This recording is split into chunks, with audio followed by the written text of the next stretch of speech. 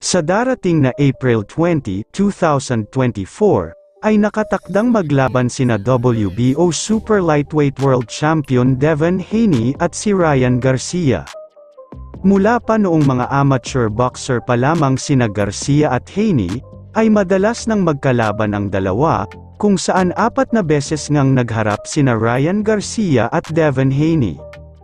2 beses tinalo ni Ryan Garcia si Devin Haney, at 2 beses din namang tinalo ni Devin Haney si Garcia.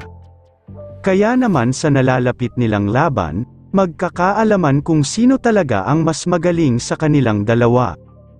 At dahil nga matagal nang nagkakalaban ang dalawa, ay tuwing nagkakaharap sina Haney at Garcia ay nagkakainitan ang dalawa, at nagpapalitan ng mga maanghang na salita. At nito lang mga nakakaraang araw, ay inilabas ni Ryan Garcia ang video ng sparring noon nila Devin Haney at Gervonta Davis, kung saan makikita sa video na ginugulpi ni Davis si Haney. Halina at silipin natin ang naging sparring nila Devin Haney at Gervonta Davis.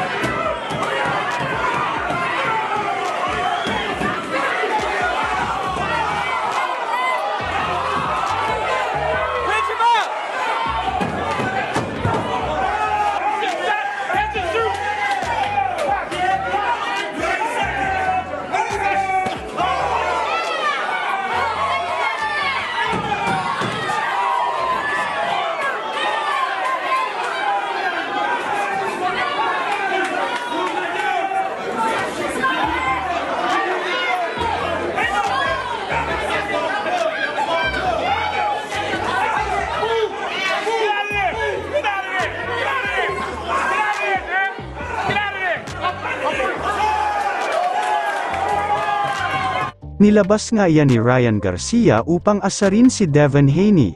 Ano masasabi ninyo mga boxing fans sa naging sparring nila Haney at Davis?